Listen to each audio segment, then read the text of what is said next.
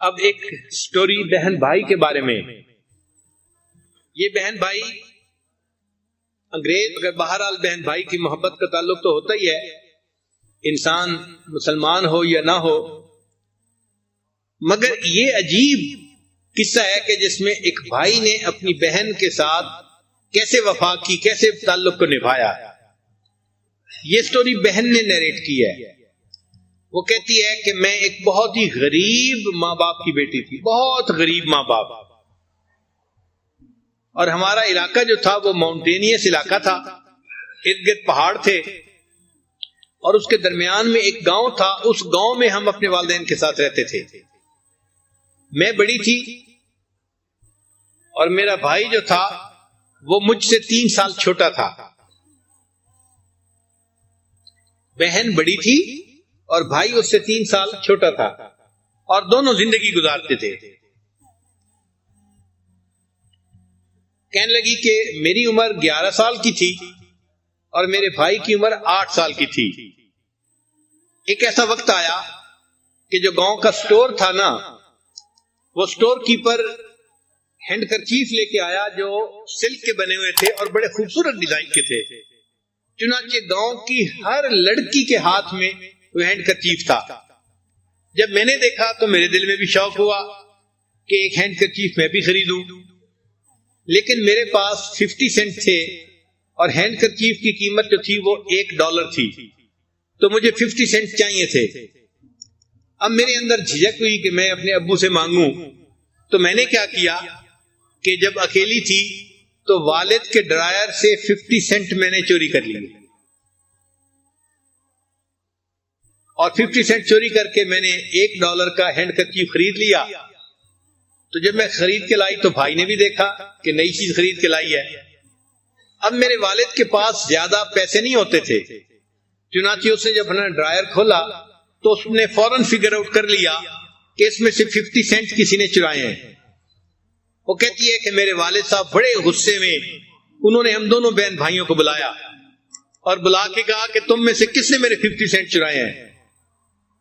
لڑکی کہتی ہے کہ یہ سن کے میری حالت تو ایسی کہ جیسے جسم میں خون ہی نہیں رہا، بالکل جیسے کوئی بے جان ہو جاتا ہے کہ بھئی میری چوری پکڑی گئی. میں بالکل خاموش کھڑی ہو گئی، رنگ پیلا ہو گیا. والد نے بھائی کو بھی بلا لیا اور بھائی کو بلا کے پوچھا کہ کیا تم نے میرے پیسے چرائے ہیں؟ اس نے کہا نہیں. اب دونوں خاموش تھے، بہن بھائی ہم، اور والد صاحب ناراض ہو رہے تھے اور کہہ رہے تھے کہ چوری کرنا بری عادت ہے، اور ابھی سے اگر تمہیں چوری کی عادت پڑ گئی تم اچھے انسان کیسے بنو گے، اور میں چوری کرنے والوں کو تو میں معافی نہیں دوں گا، میں اس کو پنش کروں گا، کیونکہ یہ میں پسند نہیں کرتا کہ میرا بچہ کوئی چور بنے. اب والد جتنا ناراض ہو رہے تھے وہ کہنے لگی کہ میرا خوف اور زیادہ ہوتا جا رہا تھا. اس خوف کی حالت میں میرے چھوٹے بھائی نے میرے چہرے کی طرف دیکھا تو اس نے فگر آؤٹ کر لیا کہ یہ تماشا کیا باجی نے ہے، بڑی بہن نے ہے، اور اس نے میرا ہینڈ کرچیف بھی دیکھا تھا. وہ بتا بھی سکتا تھا کہ ہاں اس نے ایک نیا ہینڈ کرچیف خریدا ہے، مگر وہ چپ رہا. جب والد نے چند دفعہ پھر پوچھا کہ اگر تم نہیں بتاؤ کہ کس نے پیسے اٹھائے تو میں دونوں کو پنش کروں گا. جب باپ نے یہ کہا نا کہ اگر کوئی نہیں بتائے گا تو میں دونوں کو پنشمنٹ دوں گا، تو کہنے لگے کہ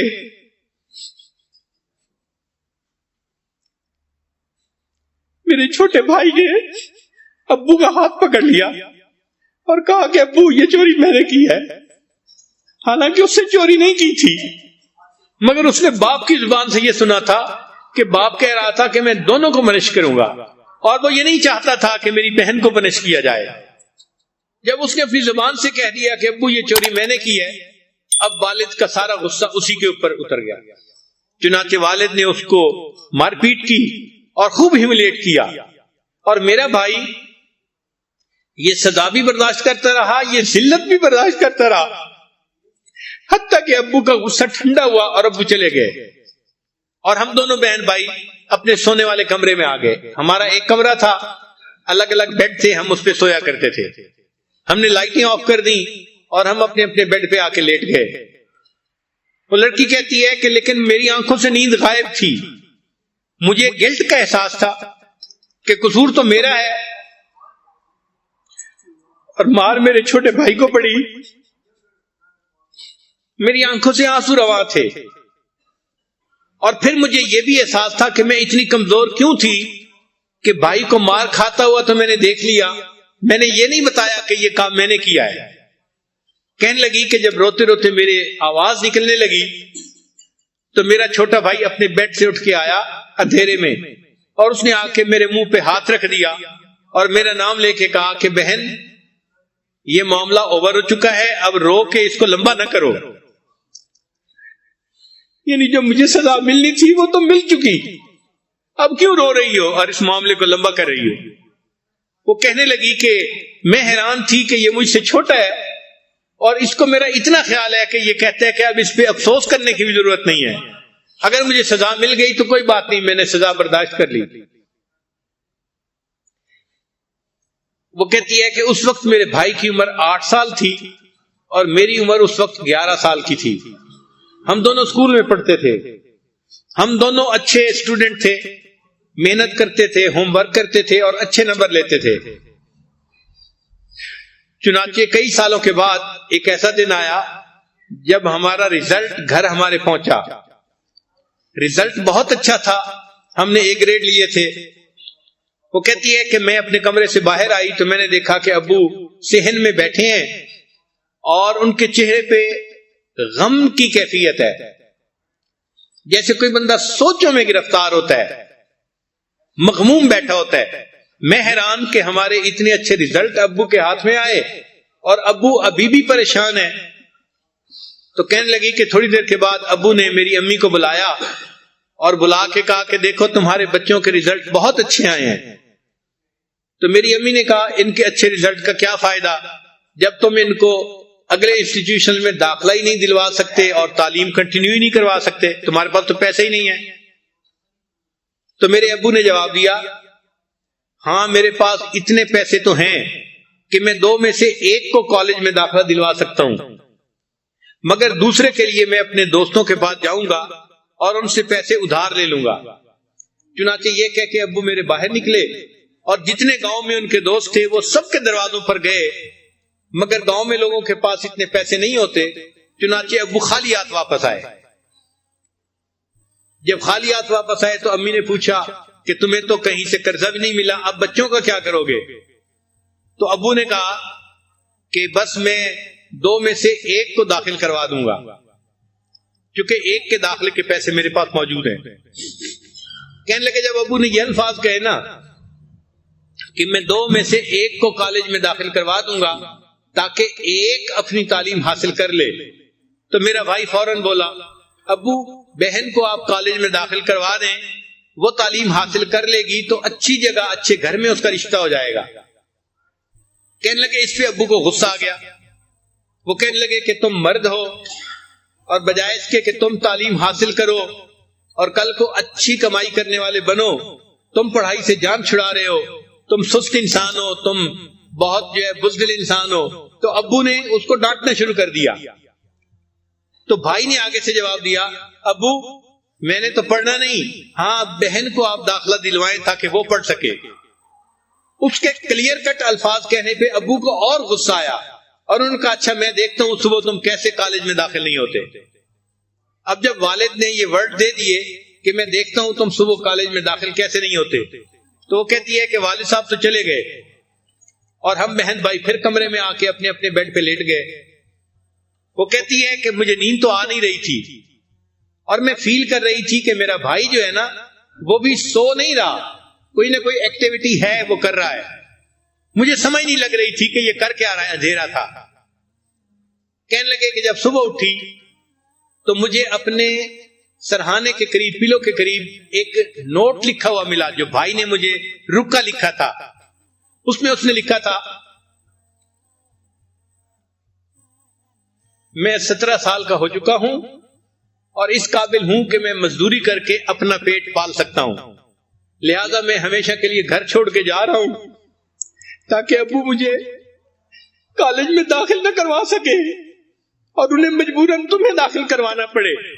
اور پھر مجھے نصیحت تھی کہ آپ میری بڑی بہن ہو, آپ دل لگا کے پڑھنا اور ایک اچھی تعلیم حاصل کرنا یونیورسٹی سے. اور اس نے جو کپڑے پہنے ہوئے تھے وہ انہی کپڑوں کے گھر چھوڑ کے چلا گیا تھا.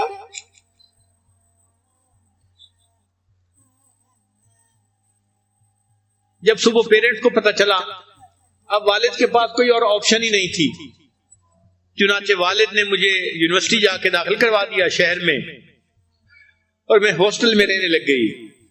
اور بھائی تو گھر چھوڑ کے چلا گیا تھا. اب بھائی نے قریب ایک کنسٹرکشن کمپنی تھی، وہاں جا کے مزدوری کی جاب شروع کر دی، جیسے ایک مزدور جاب کرتا ہے. تعلیم تو اس کے پاس زیادہ تھی نہیں، 17 ایئر اس کی ایج تھی. تو کہنے لگی کہ 17 ایئر میں اس بھائی نے میری خاطر اپنے پروفیشن کو اور فیوچر کو اس نے بند کر دیا اور میرا خیال رکھا. اتنی ینگ ایج میں، چھوٹی ایج میں. کہنے لگا کافی عرصہ پھر ہماری ملاقات نہیں ہوئی. مجھے یونیورسٹی میں کئی سال گزر گئے.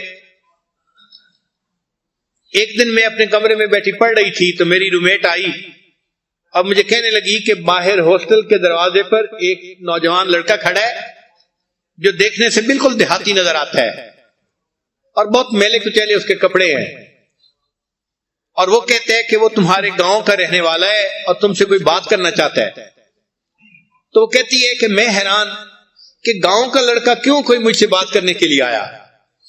میں چونکہ لڑکی تھی اور گاؤں کے لڑکے لڑکیوں کو مختلف اشارے کرتے رہتے ہیں، تو میں سمجھی کہ یہ کوئی ٹائم ضائع کرنے والا لڑکا آ گیا ہوگا. تو میں نے جانے میں سستی کی. سخت سردی تھی اور آنے والا باہر دروازے کے اوپر سردی میں ٹھٹر رہا تھا، کھڑا ہوا تھا. پھر کافی دیر کے بعد مجھے احساس ہوا جو بھی ہے میں جا کے دیکھوں تو صحیح ہے کون. کہتی ہے میں جب ہاسٹل کے دروازے پہ آئی تو میں نے اپنے بھائی کو کھڑا ہوا دیکھا 3 سال کے بعد.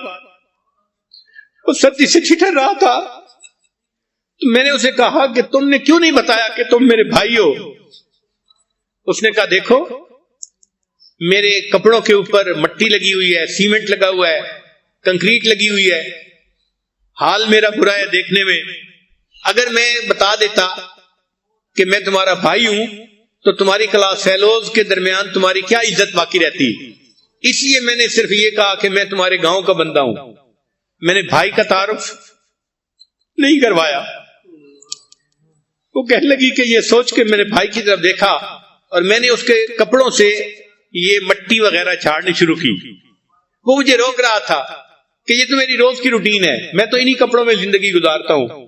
اور میں کہیں سے سیمنٹ اتار رہی تھی، کہیں سے کنکریٹ اتار رہی تھی، کہیں سے ڈسٹ ہٹا رہی تھی. اور میں نے اسے کہا کہ مجھے کسی کی پرواہ نہیں، آپ کو بتانا چاہیے تھا کہ آپ میرے بھائی ہیں. کہنے لگی جب میں نے کچھ مٹی جھاڑ لی تو میرے بھائی نے اپنی جیب میں ہاتھ ڈالا. اس کی جیب میں ایک بٹر فلائی ہیئر کلپ تھا جو عورتیں اپنے لمبے بالوں کے لیے پیچھے لگاتی ہیں، اور بہت خوبصورت تھا. اس نے وہ ہیئر کلپ نکالا اور کہنے لگا کہ میرے پاس زیادہ بچت تو نہیں تھی، تھوڑے سے پیسے تھے جو بچے، ورنہ میں تو بہت ہی ہینڈ ٹو باؤ زندگی گزار رہا ہوں. یہ جو تھوڑے سے پیسے بچے تھے، میں نے تمہارے پاس آنا تھا تو میں نے سوچا کہ میں تمہارے لیے کوئی گفٹ لے کے آؤں. میں نے دیکھا ہے کہ گاؤں کی اکثر لڑکیاں یہ بٹر فلائی ہیئر کلپ جو ہے یہ لگائے پھرتی ہیں، تو میں تمہارے لیے بھی لے کے آیا ہوں. پھر اس نے وہ بٹر فلائی کلپ جو تھا وہ میرے سر کے جو ہے نا سر کے اوپر رکھا اور کہا کہ یہ تمہارے بالوں کے ساتھ بہت اچھا میچ کرے گا، تمہیں بہت اچھا لگے گا. وہ کہتی ہے کہ بھائی کی اس محبت کو دیکھ کے مجھ سے نہ رہا گیا. میں نے اپنے چھوٹے بھائی کو حق کیا اور میں نے کہا کہ تم اتنی محنت کی زندگی گزار رہے ہو اور اس حال میں بھی تمہیں اپنی بہن کے لیے گفٹ لینا یاد ہے. وہ کہنے لگی میں تمہیں کیسے بھول سکتا ہوں، آخر تم میری بہن ہو. اس وقت میرے بھائی کی عمر 17 تھی.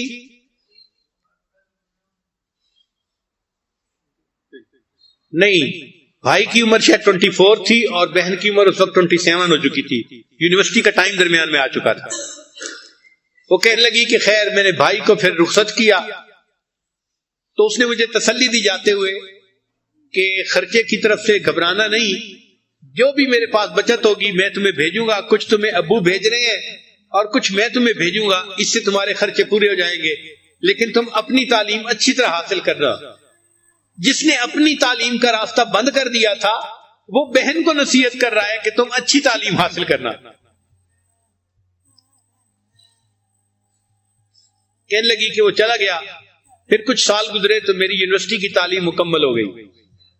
اب میرے پاس اچھی پرسنالٹی بھی تھی اور اچھی تعلیم بھی تھی، چنانچہ میرے لیے ایک بہت اچھا پرپوزل آیا۔ وہ لڑکا پڑھا لکھا بھی تھا اور اس کے اچھی ڈگریاں کی ہوئی تھی۔ اس کے ساتھ میری شادی ہو گئی۔ شادی کے بعد میرے خاوند کو میرے بھائی کی کمپنی میں ڈائریکٹر کی جاب مل گئی۔ تو جس کمپنی میں، کنسٹرکشن کمپنی میں اس کا بھائی کام کرتا تھا مزدور کے طور پہ، اسی کمپنی میں اس کا جو خاوند تھا وہ ڈائریکٹر آ کر لگ گیا۔ کہنے لگا کہ چند دنوں کے بعد میرے خاوند نے مجھ سے کہا کہ تمہارا بھائی بہت محنت والا کام کرتا ہے، تھکن والا کام کرتا ہے اور مشکل والا کام کرتا ہے، اگر تم اس سے پوچھ لو، اگر وہ چاہے تو میں اس کو سپروائزر کی سیٹ پر جو ہے وہ پروموٹ کر دیتا ہوں تاکہ اس کو زیادہ مشقت والا کام نہیں کرنا پڑے گا۔ تو بہن نے جب مجھ سے پوچھا، بہن کہتی ہے کہ جب میں نے بھائی سے پوچھا، اس نے بہت فرملی مجھے کہا کہ نہیں، مجھے پروموشن نہیں لینی، میں اسی پہ کام کرتا رہوں گا۔ میں خاموش ہو گئی۔ کچھ دنوں کے بعد میرا بھائی سیڑھے کے اوپر چڑھ کر کوئی بجلی کا کام کر رہا تھا، اس کو کوئی بجلی کا جھٹکا لگا اور وہ کافی اونچائی سے نیچے گرا۔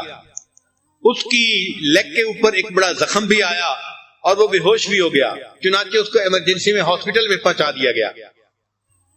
جب ہمیں اطلاع ملی تو میں اپنے خاوند کے ساتھ اس کی توا پرسی کے لیے ہاسپٹل گئی۔ تو کہتی ہے کہ اس دوران میرے خاوند نے پھر ٹاپک چھیڑا کہ اس کو کیا ضرورت ہے یہ مشکل کام کرنے کی، میں اس کو پروموٹ کر دیتا ہوں سپروائزر کے طور پہ تو اس کا کام آسان ہو جائے گا۔ تو میں نے پھر بھائی سے کہا کہ بھائی آپ کیوں جو ہے پروموشن کو نہیں لینا چاہتے؟ تو کہنے لگے، اس نے بڑا سنجیدہ منہ بنا کر کہا کہ دیکھو تمہارا خاوند ابھی ابھی ڈائریکٹر بنا ہے، اگر یہ ایک ان پڑھ لڑکے کو سپروائزر بنا دے گا تو کمپنی میں اس کی عزت کیا رہے گی؟ تو تمہارے خاوند کی عزت کی وجہ سے میں پروموشن نہیں چاہتا، میں جیسا ہوں ویسا ہے۔ وہ کہتی ہے کہ میں اپنے بھائی کی طرف دیکھ کر حیران ہو رہی تھی کہ اتنا اس کو اپنے بہن کا احساس ہے کہ بہن کے خاوند کی بھی عزت کہیں خراب نہ ہو، اور یہ خود تنگی کی زندگی گزارنے کے اوپر راضی ہے۔ زندگی کا وقت گزرتا رہا، حتیٰ کہ جب میرا بھائی 30 سال کا ہو گیا تو اس نے گاؤں کی ایک لڑکی سے شادی کی۔ اب شادی کی مجلس میں سب گاؤں کے لوگ آئے ہوئے تھے، رشتہ دار آئے ہوئے تھے۔ جب محفل بھرپور تھی تو جو ایک ایونٹ ڈیل کرنے والا بندہ ہے، چیف جو بندہ تھا نا، آرگنائزر جو شادی کے ایونٹ کو آرگنائز کر رہا تھا، کہنے لگے کہ اس نے میرے بھائی کو دیکھا کہ وہ دلہا بنا ہوا ہے اور دلہن بھی آئے اور سارے لوگ اس طرح ساتھ ہیں اور سب اچھے موڈ میں ہیں۔ تو اس نے اچانک میرے بھائی سے سوال کیا کہ اچھا یہ بتاؤ دنیا میں تمہیں سب سے زیادہ محبت کس سے ہے؟ اچانک اس نے سوال کر دیا۔ وہ کہتی ہے کہ یہ ان ایکسپیکٹڈ کوسچن تھا، کوئی سوچ بھی نہیں سکتا تھا کہ اس ماحول میں اچانک کوئی کوسچن پوچھے گا۔ تو جیسے ہی اس نے کوسچن پوچھا تو میرے بھائی نے جواب دیا، مجھے سب سے زیادہ محبت اپنی بہن سے ہے۔ تو اس چیف آرگنائزر نے پوچھا کہ تمہیں اپنی بہن سے محبت کیوں ہے؟ تو بھائی نے واقعہ سنایا۔ کہنے لگا کہ ہم چھوٹے تھے اور ہمارا گھر ایک شہر میں تھا، ایک ولیج میں تھا، اور ہمارا سکول دوسرے ولیج میں تھا، اور ہم پیدل اپنے سکول روزانہ جایا کرتے تھے۔ ہمیں جانے اور آنے میں 2 گھنٹے لگتے تھے، یعنی گھنٹہ جانے میں اور گھنٹہ واپس آنے میں لگا کرتا تھا۔ تو کہتی ہے کہ ایک دن ایسا ہوا کہ میرے بھائی کا ایک گلو جو تھا وہ کہیں گم ہو گیا۔ اب یہ لڑکا نیریٹ کر رہا ہے کہ میرا ایک گلو کہیں گم ہو گیا، ہم سکول سے واپس آ رہے تھے تو میں نے دیکھا کہ بہن نے اپنا گلو اتار کر مجھے دے دیا کہ بھائی آپ یہ گلو پہن لو۔ میں نے کہا کہ سردی تو سب کے لیے ایک جیسی ہے، آپ کو بھی تو لگ رہی ہے۔ اس نے کہا کوئی نہیں، میں اپنی جیب میں اپنا ہاتھ چھپا لوں گی۔ چنانچہ میں نے اپنی بہن کا گلب لے کے پہن لیا. جب ہم گھر پہنچے اور ہم نے اپنے جو پیک کپڑے تھے وہ اتارے، گھر میں تو گرمی ہوتی ہے، مناسب ٹیمپریچر ہوتا ہے، تو کہتے ہیں کہ میں نے اپنے بہن کے ہاتھ کو دیکھا، وہ سرخ ہو چکا تھا، جیسے خون اس میں جم گیا ہے سردی کی وجہ سے، اور اس کے جو ناخن تھے وہ تقریباً نیلے ہو چکے تھے. اس وقت مجھے احساس ہوا کہ میری بہن نے جھوٹ کہا، مگر میری خاطر اس نے اتنی سردی کو برداشت کیا اور مجھے اس نے گلوز پہنا دیے. تو کہنے لگا کہ میں نے اس وقت دل میں یہ نیت کی تھی کہ جس بہن نے میری تکلیف کا اتنا خیال کیا ہے، میں پوری زندگی اس بہن کا خیال رکھوں گا، اس کی کیئر ٹیکنگ کروں گا. بھائی نے جب یہ واقعہ سنایا تو کہنے لگی کہ خوب تالیاں بنی، سارے گاؤں کے لوگ خوش تھے کہ اچھا تیری بہن اتنی اچھی کہ جس نے دستانے تجھے پہنا دیے اور تیری تکلیف کا خیال رکھا.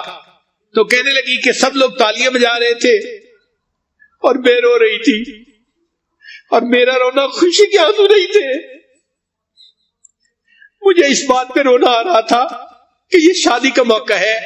بھائی نے اس وقت میں بھی جو میں نے زندگی میں کوئی ایک اچھا کام کیا تھا اس کو تو پورے گاؤں کے اندر بتا دیا، لیکن اس نے میری زندگی میں میرا کتنا ساتھ دیا اور میری خاطر باپ کی پنشمنٹ برداشت کی اور ذلت برداشت کی اور غربت کی زندگی برداشت کی، یہ بات اس نے کسی کو نہیں بتائی. تو اللہ تعالیٰ نے مردوں کو بڑے دل دیے ہوتے ہیں. بھائی اپنی بہنوں کے لیے ہمیشہ اسی طرح ایکٹ کرتے ہیں جس طرح ایک باپ بیٹی کے لیے ایکٹ کرتا ہے. اللہ تعالیٰ ان رشتوں کو مضبوط بنائے اور ایسا ہمدردی کرنے والا، محبت کرنے والا، پروٹیکٹ کرنے والا، عزت دینے والا بھائی اللہ ہر بہن کو عطا فرمائے. وآخر دعوانا ان الحمد للہ رب العالمین.